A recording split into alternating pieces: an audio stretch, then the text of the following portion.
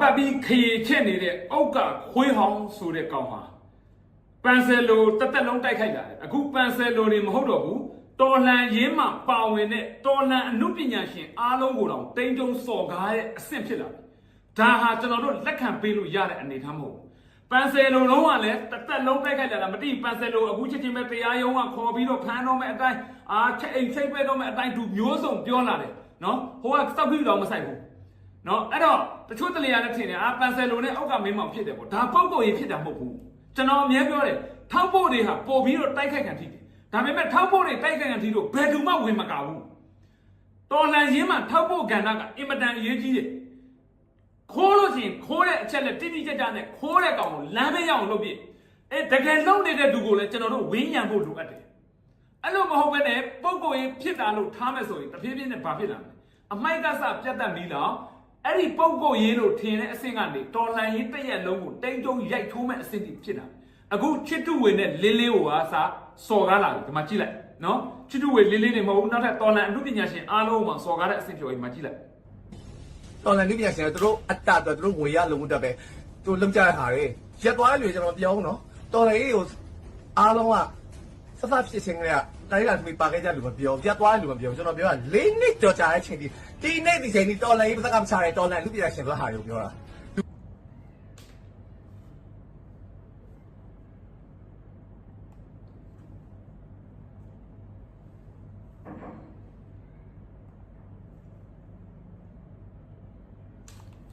ကြားတယ်နော်သူပြောတာဒီမှာဗီဒီယိုဖိုင်အစအနေနားထောင်ကြည့်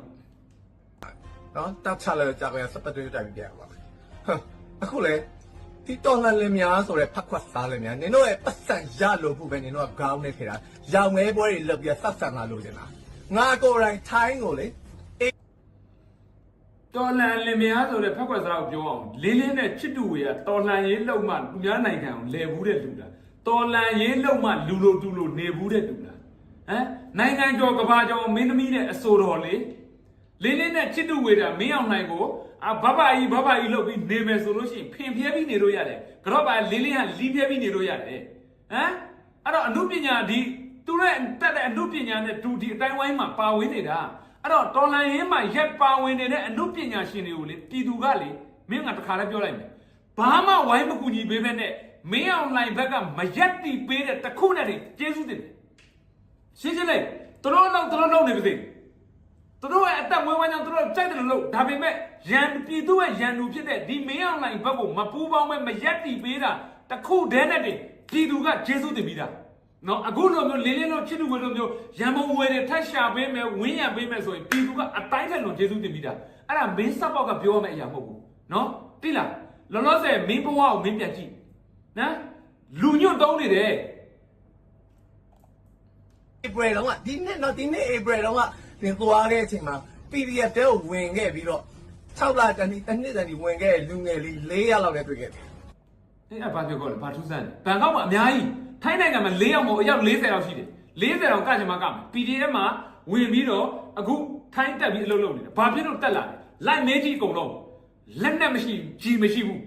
သူတို့တွေက PDF နဲ့ဝင်သွားတာပြစ်ချင်လို့ဝင်သွားတာခွေးကိုပြစ်ချင်လို့ဝင်သွားတာအဲ့ဒီခွေးပြစ်ဖို့အတွက်လက်နက်နဲ့ကြီးကို PDF တယောက်ကိုတနတ်တက်လက်ဘယ်တက်ရင်မှမထုတ်ပေးနိုင်ဘူးအဲ့တော့ကြာတော့အဲ့ဒီကလေးတွေကစိတ်မရှိဘူး PDF တွေကထွက်ပြီးထိုင်းတက်ပြီးအလုပ်လုပ်တယ်တချို့တွေကြာတော့လဲထောက်ဖို့လုပ်မယ်ဆိုတဲ့စိတ်နဲ့တက်လာပြီးအလုပ်လုပ်တယ်အဲ့လိုကလေးတွေအများကြီးနော်အဲ့ဒါဘာထူးဆန်းလဲအဲ့ဒါငါတို့ပြည်သူရဲ့လိုအပ်ချက်လေငါတို့တွေလက်နက်ပြအောင်မတက်ဆင်ပေးနိုင်တဲ့အတွက်သူတို့တွေလူငယ်တွေအသက်ပေးရတဲ့လူငယ်တွေရှိရတဲ့နဲ့ငါတို့တွေက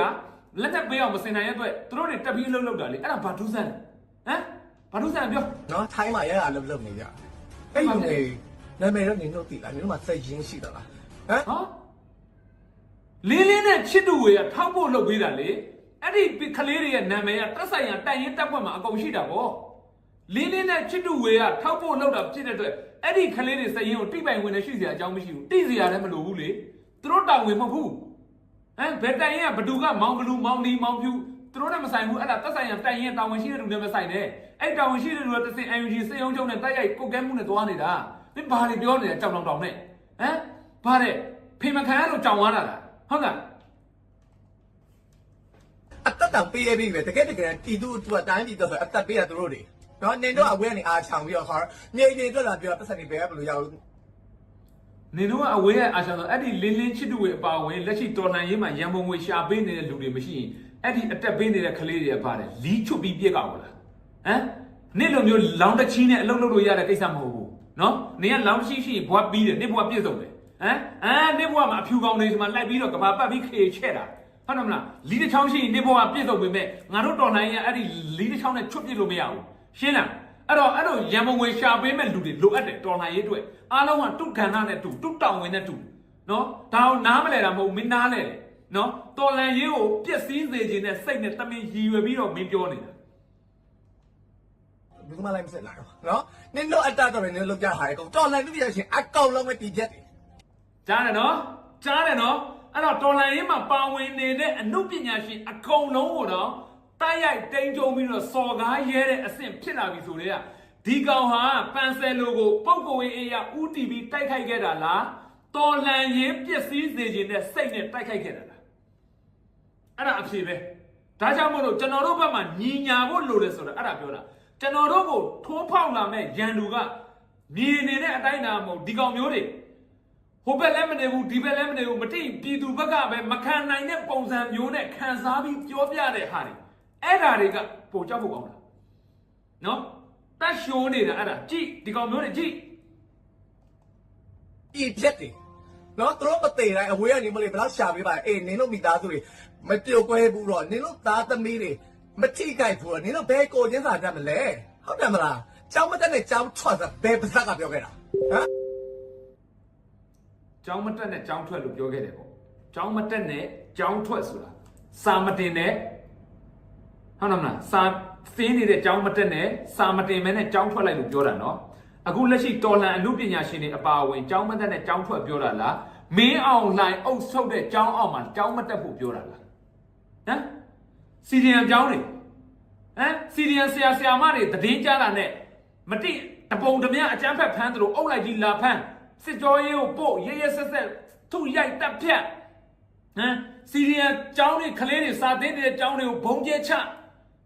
စီရီယံဆရာမတွေဗမာရှိတဲ့အသင်းလိုက်ဖမ်းတက်ဖြတ်အဲ့ဒါကြတော့မစ္စပေါက်ကမထွက်ပါလားတော်လန်ရေးဘက်ကအမှုပညာရှင်တွေအပါအဝင်ပြောကြတာကကျောင်းမတက်နဲ့ပညာမတင်နဲ့လို့ပြောတာလားမင်းအောင်လှိုင်ရဲ့လက်အောက်မှာကျောင်းမတင်နဲ့လို့ပြောတာလားအတိတ်ပဲနှစ်ခုကလုံးဝမတူဘူးနော်မတူတာကိုစွဲညှိတယ်ဆိုတဲ့ကအဲ့ဒီညှိတဲ့လူဒန်းစားတရက်ဟာအုံနောက်မဲ့လို့ပဲအတိတ်တရားမဲ့လို့ပဲသိလားစီရီယံလောက်ခိုင်းလို့ဆိုပြီးတော့အပြစ်ပြောတယ်စီရီယံမလောက်ခိုင်းအဲ့ဒီကာလမှာလူအုပ်ကြီးကလမ်းမထက်အကုန်ပြည့်နေတာဘာမဆိုလောက်မဲ့အချိန်စီရီယံမလောက်ခိုင်းတော့မင်းအမေကိုတွားပြီးမရင်းကျင်ခိုင်းရမှာအငိမ့်ချမ်းဆုံးစန့်ကျင်တဲ့နီးကိုလောက်ခိုင်းတာလေအဲ့ဒီချိန်မှာအငိမ့်ချမ်းဆုံးစန့်နေတဲ့နီးစီရီယံမလောက်ခိုင်းဓာဆွဲပြီးခုတ်ကြဟဲ့ဒုတ်ဆွဲပြီးရိုက်ကြဟဲ့လို့ပြောရဘူးလားမီးကြီးယူပြီးမီးချိုးကြဟဲ့ပြောရဘူးလားအဲ့တော့အဲ့ဒီစီရီယံလောက်ခိုင်းတဲ့လူတွေကိုအပြစ်ပြောတာလေအခုလိုမျိုးကြောင်းမတက်နဲ့ကြောင်းထွက်ဆိုတဲ့စကားကိုပြောတဲ့ဟာတွေကလေနေတို့တွေကအုံနောက်မဲ့တဲ့အောက်တန်းစားတွေတိလားအဲ့လိုအောက်တန်းစားတွေရှိလို့ပဲမင်းအောင်လှိုင်ဆိုတဲ့မအေလိုးကဒီနေ့ချိန်ထိရက်တည်နေနိုင်တာနေတို့လိုအောက်တန်းစားမျိုးမရှိကြည့်ပါလားပွဲပြတ်သွားတာကြာနော်အဲ့တော့ဒီတော်လှန်ရေးမှာတကယ်ရန်သူအစ်စ်ကဟိုလိုဒီလိုလီးလိုမှုလိုနေတဲ့နေတို့လိုအောက်တန်းစားမျိုးတွေနဲ့တာသမီးကြောင့်ဒီအမေရိကမှာဟိုမဲဆောက်မှာလည်းကြောင်းကောင်းထားကြလေဒါပုံရတာတော်ရဲသွားလိုက်တာလင်းနဲ့ချစ်တူဝေးရဲ့တာသမီးတွေကပထမကတဲကုတ်လေးမှာနေပြီးကြောင်းမတက်နိုင်တဲ့အဆင့်နေတာနိုင်ငံကျော်နေဆောက်စစ်နေအုပ်ဘန်ကောက်လာတယ်နေဘယ်ပွေးတကောင်ကစောက်တိမှတ်ပြုစောက်ယူလို့စောက်ဘောလို့ကလေးလျှောက်သွားတဲ့ကောင်တကောင်တွေ့လို့ရှိရင်တော့နေကိုဟိုနေ့ဖြစ်မယ်ဘယ်လိုပြောမလဲနာမည်ကြီးတိုင်းအထင်ကြီးတဲ့ဘူးမတိဘမ်မတိလူမျိုးတွေဆိုရင်နေကိုစကားပြောရင်ပြောလိုက်မယ်နေကိုဘလူစောက်ဖက်လုပ်ပြီးတော့လူရတွင်းခံရတယ်လင်းနဲ့ချစ်တူဝေဆိုတာနာမည်ကြောက်ရတဲ့အမှုပညာရှင်မဟုတ်ဘူးဒီနေ့ချိန်ထိလင်းနဲ့ချစ်တူဝေဘန်ကောက်ကိုလာကြည့်မြန်မာအတိုင်းဝိုင်းကိုလာကြည့်ဘလို့ကြိုးစိုးလဲအဲ့ဒါကိုစောက်စင်ကိုတီးကိုကြည့်တော့လမ်းဘေးဖင်လိုက်ခံတဲ့အဆင့်ဟိုနိုင်ငံကျော်လူတွေကပြည်သူတွေကတန်ဖိုးထားတဲ့လူတွေကိုမတန်မရနေရဟောင်းတယ်နေ့နာမည်အောက်ကမင်းမောင်မဟုတ်နေအောက်ကခွေးဟောင်းနေနာမည်သိလားအေးလို့ကိုမေကိုလို့အေးအဲ့မှာတွေကအိမ်ကောင်းမှငားနေကြတယ်ဘဝလေအဲ့ဒါလူတွေကမသိကြပြင်မျက်ရည်ကထိုးဖို့လောက်နဲ့မတက်လိုက်အေးဟုတ်တယ်လင်းနဲ့ချစ်တူဝေးကအိမ်နဲ့ရန်နဲ့မနေဘူးဟုတ်တယ်နော်ဟုတ်တယ်ကိုလင်းနဲ့မချစ်တူဝေးကအိမ်နဲ့ရန်နဲ့မနေဘူး အဲ့ဘယ်ကြီးကပြောလိုက်တာကြုံလို့ရှိရင်ဟုတ်တယ်မလားနော်မင်းတို့အိတ်နဲ့ရလည်းမနေဘူးလို့တော်လိုင်းကာလာမှာနေရတာလို့ထိလား အဲ့တော့နေတာကအစာပေါင်းများတောင်ကိုတက်တယ်နော်ကိုချင်းစာတရားရှိရမလားတင်တို့ကပြည်သူတဲ့ဆိုရင်ပြည်သူပေါင်းများဆို ခဏလေး အသက်တွေဘဝတွေကချနေချက်စီပြတဲ့ဒီ main မရုပ်အမေရိကငွေကြီးခွာချတာတွေ online scamming လုပ်တာတွေမကောက်ဘူးနော်ဒီကောင်မလူပါတတ်တာအဲ့ဒီဟာတွေကိုနေကိုမေးကြရမယ် ဩအဲ့ဒါကိုချင်းစာတရားလားအနည်းရဲ့ကိုချင်းစာတရားလားအဲ့ဒါဆိုငါမင်းမယ်ဟမ်စီဒီအန်လောက်တဲ့ကလေးတွေရဲ့စာတင်ကြောင်းဘုံလိုက်ကျဲသူတို့မအုပ်ချုပ်ရတဲ့ data တွေဘုံလိုက်ကျဲနော်ဟိုပစည်းဆိုရင်ကလေး40ကျော်တရားတယ်ပြည်သူ160ကျော်တစ်ချက်ထက်တရားတာနော်ဒီပဲရင်ဖြစ်စဉ်တွေကြီးအဲ့လိုဖြစ်စဉ်ပေါင်း100ကျော်သွားပြီနော်အစုလိုက်အပြုံလိုက်တေအောင်ဘုံကျဲတဲ့တပ်ဖြစ်စဉ်ပေါင်း100ကျော်သွားပြီကျေးရွာဗဏ္ဍရွာကောင်မကြီးတွေမီးရှို့တာဟမ်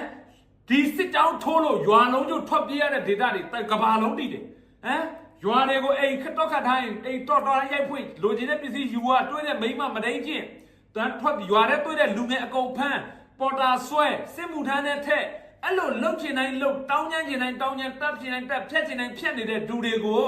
မင်းရဲ့ကိုချင်းစာတရားကမရှိဘဲနဲ့အဲ့ဒါလိုလှုပ်ပြည်သူဘက်ကနေမခံနိုင်လို့ရတဲ့နေရာကနေတော်လှန်ရေးမှာစန့်ကျင်တဲ့ဒူတွေကိုဝင်းရံပေးတဲ့ဒူတွေကိုကိုချင်းစာတရားမရှိဘူးလားဆိုတော့မင်းရဲ့ကိုချင်းစာတရားတော်တော်ထူးဆန်းတယ်နော်တိလားအားနေကိုလီကိုဆိုဘရိုးမှုန်နေလိုက်တိလားဟမ်ကိုမေကိုလုံးအုပ်ကခွေးဟောင်းတိလားမင်းကဒဲ့ပြောတာဟမ်မင်းအားနေကိုလီကိုဆိုဘရိုးမှုန်နေလိုက်တိလားမင်းအစင်တန်အဲ့ဒါပဲရှိတယ်နင်ဘရိုးမှုန်မဲ့အစင်ပဲရှိတယ်မင်းအစင်က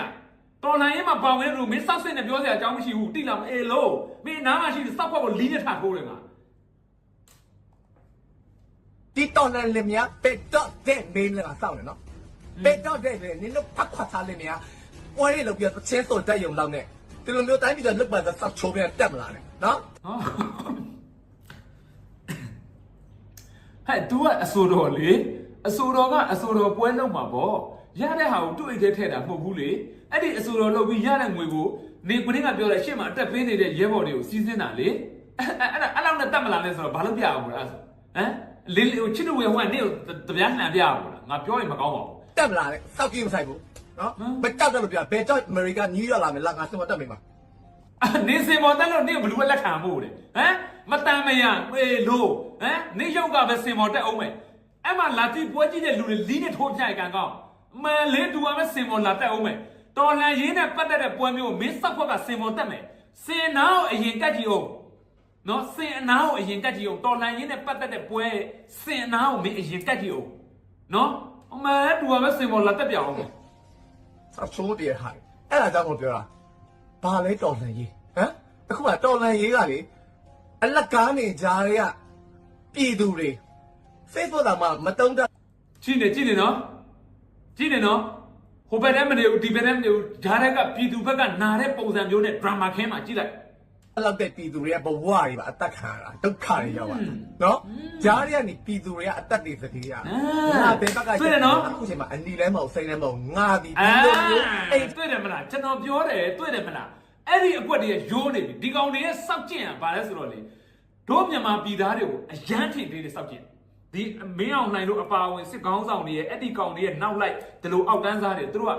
ပြည်သူတွေကစောက်ပိန်းနေမနေဘူးမစားဘူးမကြဘူးမတွားဘူးမလာဘူးစသဖြင့်အဲ့ဒီအတိုင်းဝိုင်းတွေကပဲများတယ်။အော်တို့တွေကနေဘူးတဲ့စားဘူးတဲ့တွားဘူးတဲ့လာဘူးတဲ့ကြားဘူးတဲ့မြင်ဘူးတဲ့အဲ့ဒီအတိုင်းဝိုင်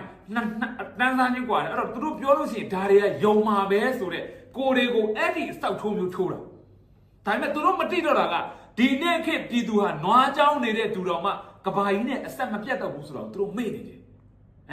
ဟာဒီကောင်နွားကြောင်းသမားမှလို့သွားထင်မတေးလိုက်နဲ့အရင်ခေတ်ကတော့နွားကြောင်းသမားဘာမှမသိဘူးနွားကြောင်းပဲသိရင်သိလိမ့်မယ်ဒါပေမဲ့ဒီနေ့ခေတ်ကနွားကြောင်းတယ်ဆိုပေမဲ့လည်းနွားကြောင်းနေတဲ့သူကကဘာကြီးနဲ့အဆက်မပြတ်ဘူးနော်လက်လာမှုပဲလို့လားဟုတ်တယ်နော်အဲ့ဒါကိုတို့မသိဘူးအဲ့ဒီအတွက်ဒီ drama တွေလာခင်းပြီးတော့မရတော့ဘူးတိတာအဲ့စောက်ထုံးမျိုးမရတော့ဘူး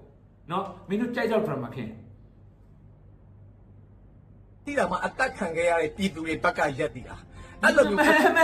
ပြည်သူတွေဘက်ကရက်တည်တာဟမ်ကိုမေကိုလို့မင်းကလေးကကြစ်ဖာကြတယ်ပြည်သူတွေဘက်ကရက်တည်လာဆိုတော်လန်ရေးအခု4နှစ်ကျော်5နှစ်ထဲရောက်လာပြီနော်တလောက်တတိုင်းမီလုံးအမှုတ်ချင်းနေတဲ့ဒီစစ်တပ်ကိုမင်းတခွန်းပြောဘူးလားပြည်သူဘက်ကရက်တည်တယ်ဆိုမျက်မျက်တတပြောလေဟိုဘက်လည်းပြောဒီဘက်လည်းပြောလေIUD ဘက်လည်းတော်လန်ရေးဘက်လည်းပြောမှဆိုမင်းဟိုဘက်လည်းပြောလေဟိုဘက်ကိုမင်းပြောတာတခွန်းပြောဘူးလားဟမ်ဟိုမှာစစ်တောင်းထိုးလို့ရွာလုံးကျထွက်ပြေးရတယ် ဘုံကျဲလိုက်လို့ဖုံးရောက်မှစာအချိန်မုတ်သွားတယ်ခလေးတွေကြောင်းတယ်မင်းတခွန်းပြောဘူးလားအဲ့ဒါပြည်သူပဲရက်တည်တာပေါ့မင်းဘလောင်းပလဲတော်နိုင်တယ်နော်ဒီဘဝတော့မင်းအောက်တန်းကြာရင်မှဂျော်လကီဘဝရောက်ထပ်ပြီးတော့မင်းစိတ်တက်ကအဲ့လောက်ထိတ်နှိမ့်ကြမှာဆိုရင်မင်းနောင်ဘဝတွေဆိုမသွေးနဲ့တော့မင်းနေနဲ့သိလားအကောင်းပြောတာအောက်ကမင်းခွဲအောင်မင်းကအကောင်းပြောတာမင်းဒီဘဝတော့မင်းဘဝလူညွတ်တုံးနေတာမင်းကိုပြောဆိုဆုံးမတတိပေးမဲ့လူကြီးတူမှလည်းမရှိဘူးလားမသိဘူးမင်းအတိုင်းဝိုင်းမှာဒါကောင်လေးမကောင်းဘူးနော်ဒါမဖြစ်သင့်ဘူးအဲ့လိုစိတ်မထားဘူးစသဖြင့်မင်းကိုတွန်တင်ဆုံးမမဲ့လူလည်းမရှိဘူးထင်တယ်ဒါကြောင့်မလို့မင်းဖြစ်နေတယ်ဖြစ်နေတာကဘာပတ်ပြီးဖင်လိုက်ခံတာကိုလိုင်းပေါ်တင်ပြီးကြွားလို့ကြွားဟာဒုက္ခပဲရှက်လိုက်တာကွာငါတကယ်အကောင်းပြောတာမင်းတို့ကောင်မျိုးတွေနဲ့နိုင်ငံသားချင်းအတူတူဖြစ်ကြတာရှက်တယ်အကောင်းပြောတာသူမှမသေးသေးချင်တော့လို့ငါအမုန်းကမရှိတာပြောနေတာနော်ဒီမှာအခုချိန်မှာအသက်ပေးနေတဲ့ PDF တွေရောနင်တို့ရဲ့တေဝါရင်လေဒီတော်လှန်မှုပညာရှင်ရောတခိုးမှာပဲဖွဲ့စည်းရပါနင်တို့ရဲ့နာမည်နဲ့တကွာဓာတ်ပုံနဲ့တကွာဝမ်းနေကြောင်းတဝင်လာတဲ့ဆောင်လားပို့စင်ပေးမယ်လို့ထင်နေလားနော်မင်းအဲ့လိုပြောလိုက်တော့ PDF တွေယုံသွားမှာပေါ့အေးဟုတ်တယ် PDF တွေအုံနောက်မရှိဘူးနော်ပြစ်ဖို့တော့ပဲတည်တာဟုတ်တယ်မလားအုံနောက်မရှိဘူးမင်းတို့စစ်ခွေးတွေလို့ပေါ့နော်မင်းအဲ့လိုပြောတာအေးဟုတ်တယ်အဲ့ဆိုရင်ငါတို့နာမည်တော်မသိ PDF တွေအဲ့လိုယုံပေးရမယ်ပေါ့အေးလူပညာရှင်တို့အတ္တအတွက်တို့ဝင်ရလုံးတက်ပဲသူလုံကြတာတွေရက်သွားတယ်ကျွန်တော်ပြောအောင်နော်တော်လေကိုတဲ့မလားရက်တဲ့သူကိုမပြောဘူးသူကတော်နိုင်မလုံတဲ့လူဆိုကောင်းတယ်သူ့ရဲ့ဥတီချက်ကရှင်းနေတယ်တော်နိုင်ရင်မလုံတဲ့လူဆိုကောင်းတယ်တော်နိုင်ရင်လုံတဲ့လူမှန်သမျှမကောင်းဘူးအဲ့လိုတည်းစဉ်းစားကြည့်လေနော်စဉ်းစားကြည့်အားလုံးကစသဖြစ်ခြင်းကတိုင်းလာပြီးပါခဲ့ကြလူမပြောပြတ်သွားလူမပြောကျွန်တော်ပြောတာ၄နှစ်ကြော်ကြာတဲ့ချိန်ဒီနေ့ဒီချိန်ဒီတော်လိုင်းပစကမချရဲတော်လိုင်းလူပြရရှင်ဘလားဟာလို့ပြောတာလူတိုင်းမပြောဘူးလူတိုင်းကိုလည်းသခိုးမလို့ပြောသခိုးရပါလို့ဆိုတဲ့တကယ်ကိုဘဝတွေအသက်တွေပေးခဲ့ရတဲ့လူတွေလည်းအများကြီးရှိသလိုတကယ်ကိုတိုင်းပြည်အတွက်နိုင်ငံရေးသမားစစ်တွေဒုက္ခရောက်ရတဲ့လူရှိတယ်နိုင်ငံရေးသမားစစ်တွေတတ်ဒါပေမဲ့တခိုးရအများကြီးပဲရောသွားပြီအဲ့တော့ဒီပုံစံနဲ့တော်လိုင်းသလုံးကဲဒီဗီဒီယိုဖိုင်လေးကတော့ကျွန်တော်ပို့လာလို့ပေါ့နော်အဲ့တော့ပထမတည်းကပန်ဆယ်လိုပြောနေတော့ကျွန်တော်တခါသူ့တင်ပြောဘူးတယ်ဒါပေမဲ့နောက်ပိုင်းလူအများစုကဘယ်ကပြောတော့ပန်ဆယ်လိုတဲ့ဥက္ကမင်းမောင်ပုတ်ကိုရေးရဖြစ်ကြတယ်လို့ပဲတတ်မှတ်ထားကြတယ်တော်လှန်ရေးလောက်တာလုံးဝပုတ်ကိုရေးမဟုတ်ပါဘူးဒါဟာတော်လှန်ကိုဖျက်ဆီးနေတာအခုဒီဗီဒီယိုဖိုင်ထပ်တင်ပြလိုက်ချိန်ကြီးအားလုံးသဘောပေါက်မှထင်တယ်ဒါဟာပုတ်ကိုရေးဒီကောင်တိုက်ခိုက်နေတာလားတော်လှန်တရက်လုံးကိုတိုက်ခိုက်နေတာလားအဲ့တော့ကိုနဲ့မဆိုင်သူတို့မနေကြပါနဲ့အခုကျွန်တော်ဟိုတခါလည်းပန်ဆယ်လိုရေးထားတာတွေ့တယ်ဒါနဲ့လာပြောတော့ကိုကြီးပြောနေသလိုပဲပန်ဆယ်လိုရေးထားတယ်ဘာလဲဆိုတော့ဒီတော်လှန်ရေးမှလေထောက်ဖို့တွေအများကြီးရှိတယ်ဒါပေမဲ့အများစုထောက်ဖို့တွေကတိုက်ရင်တစ်ခုအတွက်ထောက်ဖို့လုပ်တယ်ဆိုတော့အဲ့ဒီထောက်ဖို့အတွက်လည်းအဲ့ဒီတိုက်ရင်ကအသေးလဲကာကွယ်တယ်တစ်ခုဖြစ်တောင်းဝင်ယူတယ်တောင်းဝင်ခံတယ်ဝင်းရံပေးတယ်ကျွန်တော်တို့ကြတော့တိုက်ရင်တစ်ခုတည်းအတွက်မဟုတ်ဘူးအဖွဲ့စုံကိုမျှပေးတာဖြစ်တဲ့အတွက်ဘယ်တိုက်ရင်မှကျွန်တော်တို့ကိုတို့ရဲ့ထောက်ဖို့လို့မတတ်မှတ်တာကြိုက်တဲ့လူလာတိုက်ခိုက်ကာမဲ့လူရှိဘူးပြည်သူတွေကသူ့အတူအတိစိတ်နဲ့ထွက်ဆဲချတာပဲရှိတယ်နော်ဒီတော်လန်ရဲမှာတာဝန်ရှိတဲ့အပိုင်းကထွက်ပြီးကာပြောတာမရှိဘူးနောက်ဆုံးငပေါက်ထိုင်းကိုလာသွားတယ်ဟိုတလောကနော်မတိကိုစီနဲ့ငပေါက်ဖြစ်တယ်လို့တော့တချို့တွေပြောတယ်ပုံပုံရေးဖြစ်တာမဟုတ်ဘူးတော်လန်ရဲကိုပြိုအောင်လာတိုက်ခိုက်တာထောက်ဖို့ကဏ္ဍတွေပြိုအောင်လိုက်လုပ်နေကြတာအဲ့ဒါကိုနဲ့မဆိုင်လို့နေလို့မရဘူးUNGမှာလည်းတာဝန်ရှိတယ်နော်ဒီလူတွေကဘယ်ကိုစီးစင်းနေတယ်ရမုံငယ်အခုကျွန်တော်တို့ဆို PSD ကရတဲ့ငွေကြေးအားလုံးကျွန်တော်စရင်တစ်ခုမှမကောက်ဘူးရုံးဘွက်စရင်နဲ့ရုံးဘွက်နဲ့ NG စရုံးချုပ်နဲ့ဒါလည်းချိန်ထားတယ်သူတို့စရုံးချုပ်ကပေးတဲ့စရင်ကိုပဲကျွန်တော်တို့မဲနိုင်ပြီးပြန်ချပေးတာအဲ့လောက်ထိကျွန်တော်တို့ supporting ပေးထားတာဒါပေမဲ့ကိုစီမန်းတိုင်းတက်ပြတာမြင်ဘူးလားငါ NG ဘလို့ဖုန်းတော်မဆက်ဘူးကျွန်တော်စရုံးချုပ်ဘယ်သူမှတော့ကျွန်တော်မသိဘူးလူတိဖို့ကျွန်တော်အလုပ်လုပ်တာမဟုတ်ဘူးအောင်မြင်ဖို့ပဲလုပ်တာဒါပေမဲ့အဲ့ဒီပေါ်မှာတိုက်ခိုက်လာလို့ရှိရင်လည်းတက်ဆိုင်ရာတိုင်ရင်တက်ဖွဲ့တွေအဖွဲ့အစည်းတွေနေနဲ့ဒီတိုင်းလွတ်ထားဖို့မတည်ဘူးကြည့်ရမယ်ဒါဟာတော်လန်ရေးကိုတိုက်ခိုက်တာအခုအောက်ကမင်းမောင်ပြောလာကြည့်ပန်ဆယ်လိုတိုက်ခိုက်အဆင့်ရနေအခုချစ်တူဝဲလင်းချစ်တူဝဲလင်းတိုက်ခိုက်တဲ့အဆင့်ရနေဘာပြောရလဲတော်လန်ရေးမှာပါဝင်တဲ့တော်လန်အမှုပညာရှင်အားလုံးဆိုပြီးတင်းကြုံပြီးစော်ကားသွားတယ်အကောင်လုံးကိုစော်ကားတာဆိုတော့အဲ့ဒါပုံပေါ်ရေးဖြစ်တာလားတော်လန်ရေးကိုတိုက်ခိုက်တာလားတီးဖို့လိုအပ်တယ်ကျွန်တော်တို့တွေစီးလုံးကြပါညီညွတ်ကြပါပြောတာအဲ့ဒါပြောတာတခုရှိတယ်တော်လန်ရေးမှာကိုကျိုးစီးပွားရှာတယ်နော်ကိုကျိုးစီးပွားရှာတယ်ဘဒုရှာတယ်ဒေတာအချက်လက်နဲ့စုပါလမ်းမေးရအောင်စော်ပြကျွန်တော်စော်ပြမရှာမဲနဲ့တကယ်ကိုကျိုးစုပြီးလုံနေတဲ့သူတွေရှိလို့ရှိရင်လည်းစီးလုံးညီညာနဲ့စီးလုံးညီညွတ်စွာနဲ့ဝင်းရံကြဖို့လိုအပ်ပါတယ်အဲ့လိုမဟုတ်ရင်တော်လှန်ရေးဟာဟိုခွေးက တစ်ဖြတ်ဆွဲဒီကိုရဲ့တစ်ဖြတ်ဆွဲနဲ့အစိတ်စိတ်ပေါ်မှာပြက်သွားလိုက်ပါမယ်ဒါဟာအရေးကြီးလို့ကျွန်တော်ပြောတာပါဘယ်သူမှမဝင်ရလဲကျွန်တော်ကတော့ချင်းရပြီးတာနော်ဖမ်းခံထိမလားရင်ဆိုင်မှုအစင်တွေပဲတက်ခံထိမလားသေရဖို့အစင်တွေပဲစောက်ပြီးကိုမဆိုင်တာနော်ကျွန်တော်ဖမ်းခံထိသွားလို့နောင်တရမယ်မထင်နဲ့တော်လိုင်းရင်းနဲ့ပတ်သက်လို့နော်တက်ခံထိလို့လည်းနောင်တရမယ်မထင်နဲ့တခါလိုက်ပြောထားတာကျွန်တော်ဂယုကိုမဆိုင်ဘူးဘာဖြစ်လို့လဲငါလှုပ်ဖို့ရှိတဲ့လှုပ်ကိုငါလှုပ်တာပဲတော့အဲ့ဒီပေါ်မှာအားကောင်းဖို့အတွက်ကအခုထိုင်းမှာဒါဗီဒီယိုဖိုင်နဲ့အားရှည်သွားတော့မယ်ထိုင်းမှာဆိုကျွန်တော်ဆိုကြည့်မျိုးစုံတိုက်ခိုက်ခံထိတယ်ကျွန်တော်နီးကျွန်တော်ဟန်ရက်တည်ပြီးတော့ကျွန်တော်လှုပ်တယ်ဌာနဆိုင်ရာတွေကစနော်နိုင်ငံတော်အဆင့်ထိပေါက်နေတာကျွန်တော်ဆိုအားမျိုးစုံဒါကိုငပောက်လို့ဆိုလာပြီးတော့မြားတာပြိုအောင်လာဖြိုနေတာဒါကိုတိတ်ဖို့လိုတယ်ကိုယ့်ဘက်ကလူတွေဖြိုနေကြတော့ထောက်ဖို့ချင်းချင်းဆိုရင်မနာလိုဘူးမစည်းလုံးချဘူးဒါတွေကမဖြစ်တဲ့ကိစ္စတွေလေကျွန်တော်တို့ကကိုကျိုးစည်းဝါးလုပ်နေကြတာမဟုတ်ဘူးတော်လိုင်းအောင်ဖို့အတွက်လုပ်နေကြတာကိုယ့်ထက်လုံနိုင်တဲ့လူရှိပြီနောက်တစ်ခုရှိသေးတယ်မင်းတို့ကအခုမှလှုပ်တာငါတို့ကဘယ်နှစ်နှစ်တည်းကလှုပ်တာဟာခမားတို့ရဲ့နိုင်ငံရေးဆိုတာကဟိုစီနီယာဂျူနီယာနဲ့အမှတ်ခွဲတာဟင်းကျွန်တော်တို့ကရှင်းတယ်ကိုယ့်ထက်ငယ်တဲ့ကလေးဖြစ်နေပါစေဒီနေ့မှထားလောက်တဲ့လူဖြစ်နေစေသူဟာကိုယ့်ထက်ထိရောက်တယ်အကျိုးရှိလာညီလေးလာမင်းကနေရတန်းလေးဖယ်ပေးဖို့ဝင်မလဲဘူးရှင်းချင်းလေးပဲ